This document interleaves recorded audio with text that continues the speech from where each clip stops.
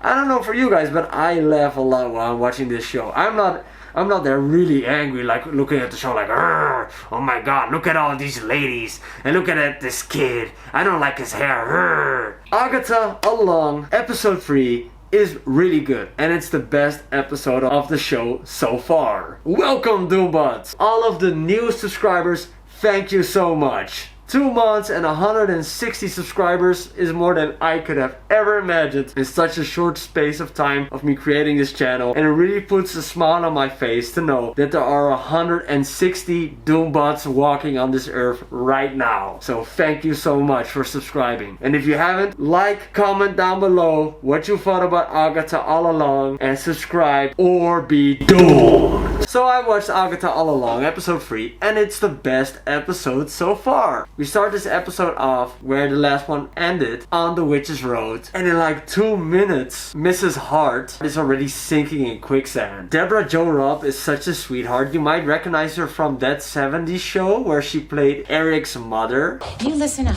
I have had an extremely stressful day, and I am not proud of what I'm about to say, but someone give me a now! But Mom, we don't smoke.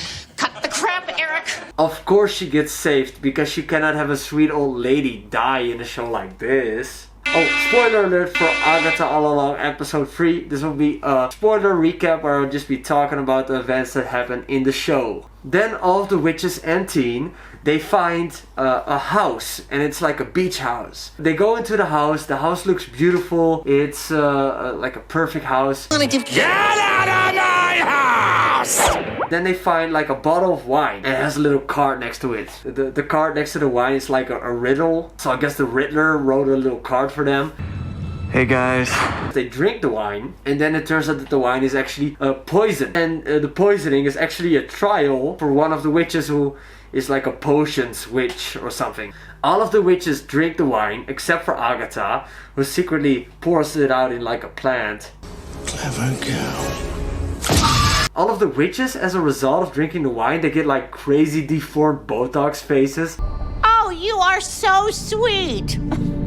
I don't really think I need it either. I thought it was really funny and trippy. I was like, what's going on, man? They all get this really deformed Kim Kardashian faces, you know? Is it bad? I think she looks fantastic.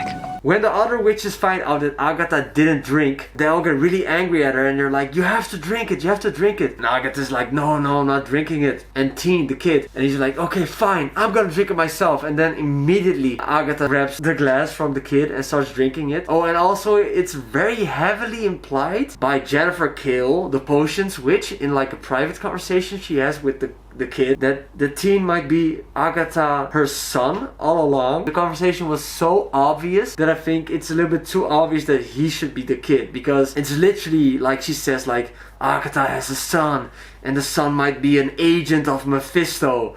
And I already said, that kid better not be Mephisto, Kevin Feige, please. That would be horrible if that kid was responsible for murdering Dr. Doom's mother and keeping her in hell. Dumb as heck. I like the actor Joe Locke, and I like the character he's playing. I think he's entertaining, but he is not Mephisto, Feige. Do not do this to us. The dialogue in this episode specifically is very odd. It feels like it's not really dialogue, but it's more like characters trying to talk to Agatha, like it's her own subconscious. Like, if I have a theory about this, that I think that this entire witch's trial and her getting out of her spell is not her getting out of her spell. It's actually like she's going deeper and deeper into her own subconscious, and she might be going through limbo, like the 7 stages of hell or something. Because it was very cryptic. It left me confused in a nice way. It was like a little bit of a mindfuck this episode, because they kept on saying these random lines didn't really make any sense in the context of the show, and I think they will also go back to all of those random lines later in the season to explain what is actually going on, because I think what we're seeing is actually not what is happening, and I really dig that, and that's really intriguing for me. They go through the house and they're looking for like ingredients they need to make the potion, but while they go through the house, while they're going through the house, they see all these visions of like creepy ass of a person in their life who is either trying to kill them or is already dead. And there's even a moment where you see the personification of death itself. That's really dope, because this is the first time actually we have seen the personification of death in the Marvel Cinematic Universe. Did not appear in Endgame or Infinity War, even though in the original Infinity Gauntlet, Mistress Death was a huge motivation for Thanos, his character. So it's really nice that you finally get to see this character, and I hope that in the future she will be returning. Look at this beautiful smile. Right in time they do the antidote, and then something crazy happened, like the windows crack and it turns out the house is underwater and they escape through like an oven, which I really liked. It was basically like a Saw death trap. When they escape through the oven, it's like a slide and you have all of the witches and they're like hitting into each other on the slide. I thought it was a really funny scene. Like, I don't know for you guys, but I laugh a lot while I'm watching this show. I'm not there really angry, like looking at the show like, oh my god, look at all these ladies and look at this kid. I don't like his hair. Like, I'm not watching it. Like, I'm just watching it and I'm enjoying it. And yeah, I am laughing because I think it is funny and I think it is well produced. And I'm enjoying the concept of this show so far. They land on the Witch's Road again. Road again. Just can't wait to get on the road again.